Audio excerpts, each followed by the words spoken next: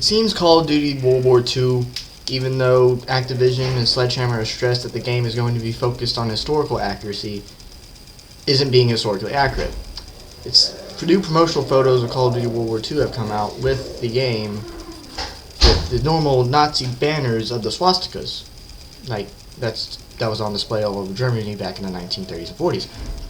But now, apparently, swastikas are not being shown. They're putting female characters, or not characters, female... Basically, you can play as a female in online multiplayer now, even though historically, yes, women did fight in World War II, but, you know, they didn't fight that much, and it was mostly in Europe. I mean, women served in the United States Armed Forces. Allies used a lot of women, but they didn't use them in combat. Same thing with the Axis. They didn't do that. But now, it seems like Call of Duty is just taking one other step into the SJW train by removing the swastikas, which is stupid because a new game from Bethesda, Wolfenstein 2, the new Colossus, is going to have not only the Nazis in there with the swastika symbols everywhere, but also the Ku Klux Klan. And this isn't even, that's not an historically, it's an historically accurate game, but it's an alternate reality from ours in Wolfenstein's perspective. But I mean, there's a lot of talk about it being a rewrite of history. I know in Germany they will not allow it. So I'm going to read you parts of this article. This is a article by Erika Snow on forward.com. It said, promotions for the video game Call of Duty World War II scheduled for release in November have stressed the game's historical accuracy, but something is missing from the trailer. Swastikas. Alright, so basically, you know Call of Duty 3? Like the first original 3 Call of Duties, you know how they had really a lot of historical accuracy? They had important battles in Call of Duty 3. They had the symbols and stuff in there. They had references to past battles that happened. You actually fought in those battles. You did a lot of stuff in those games, and it was really accurate from the details we have now in the 2017. But it seems that what Sledgehammer is trying to do, unlike Germany, which for some reason, which I can agree with them for not wanting swastikas in any team, because, you know, they are the swastika family. So anyway, it's just really strange that they're doing this. And the symbol they're using, it's the cross that was on all the Nazi planes that I think was also used in World War I. I'm not really sure. But I mean, looking at this, oh, this is a new, let me continue with the article. A new trailer for the game unveiled at the Electronic Entertainment Expo in Los Angeles showed the Nazi paraphernalia replaced with the Suarez quarters, a black cross, according to Heat Street. Yeah, and this next sentence says what I'm thinking. Replacement of the swastika with the black cross left someone wondering if history was being rewritten. Okay. If you watch this at all, if you watch me at all, you know that I'm a big history buff, but this is ridiculous. I mean, reading this, it's ridiculous. I don't understand why they're getting rid of the swastika, especially if you're stressing that the game is being historically accurate. And I think that Call of Duty is taking the SJW card because they don't want to get the backlash that freaking Battlefield 1 got for being apparently sexist, for not having female online characters to play as, even though females didn't play in World War I. They didn't play in World War. They didn't fight in World War I, except for one Russian squad apparently. And I know there were a lot of female fighters in World War II, but that was only in the European theater, and that was with the European countries, for mainly resistance groups. They didn't fight in like the British. They didn't fight in the British. They definitely didn't fight for the Russians. Well, actually no, I might be wrong about that. I'll have to look it up later, but they definitely didn't fight mainly for the British. They didn't fight for the Americans. It was mostly just the European resistance groups, and the Nazis used them for propaganda and such. They were just there to look pretty. So Call of Duty has already gotten itself into deep water ever since the release of Black Ops 2, which honestly I think is was the beginning of the end for the franchise. If the end is going to come soon, but now that it's jumped onto this SJW train of getting rid of all things that you don't like, even if it's accurate, it just goes to show you that the video game industry will continue getting invaded until it is basically nothing left but visceral cuckling retards looking like Anita Sarkeesian because feminism or something, or anti-fascism, even though the anti-fascists are fascists. Yeah, talking about you, Antifa. So anyway, yeah, that was a good way to start the video. I am not happy with this decision. So now we'll get to the more pressing topic, something that I wish I could have addressed a couple days ago, but I've been pretty busy. I'm at a church retreat, Mobile, Alabama, for Fuge. So basically, the big thing happened over the week. Some douche nozzle attacked the Capitol. Attacked a U.S. Congressman in Virginia, and I'm pretty sure this attack was politically motivated. Let me bring up an article on the Daily Wire, because the Daily Wire is filled with the best news sources of awesomeness. But anyway, this guy, he goes in, he kills people, but he kills a few people.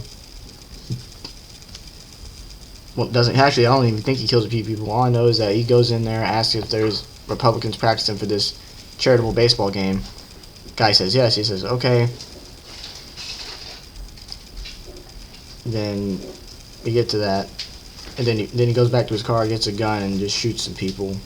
He ended up hitting a congressman. The congressman, as far as I know, is still in critical condition, but he's getting better somewhat.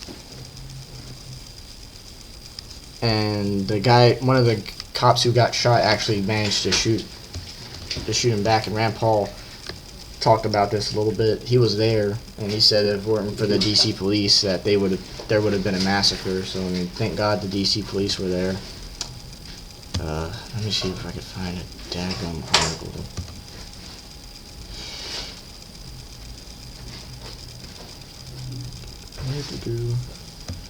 Article, where are you? Alright, so the shooting was done by this guy named James T. Hodgkinson. He was 60-something years old.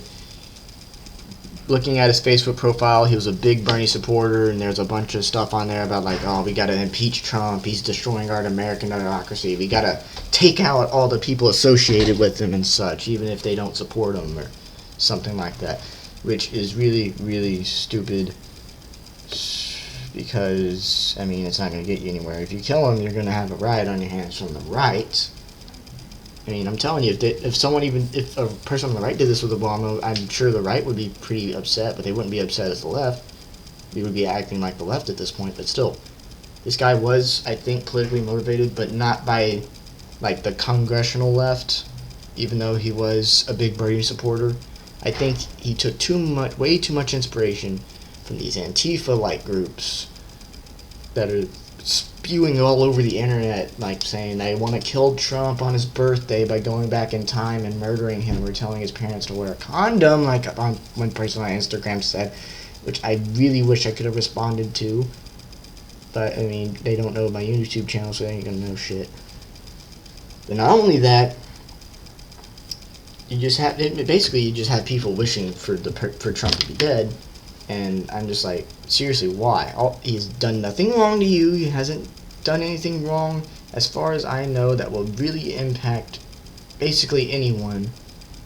I mean, if there's one thing from the election that I knew that was going to happen, was that he was going to be a little bit more of the same. He was going to bring on change, but it wasn't going to be dramatic. Like, it was just going to be some smooth change, but not much. But these people just won't accept it, and they'll... Oh my God. Not only that, this dumb governor of Virginia, this dumb Democrat, he said 93 million Americans a day are killed by gun violence.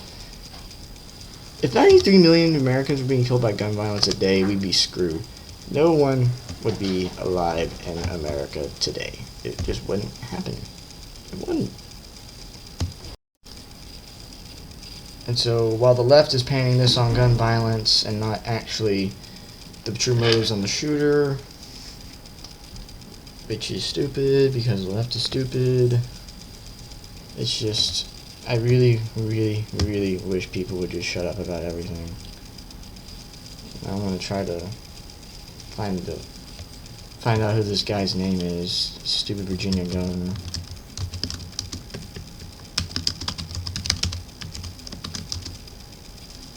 Hold on, I gotta type it in.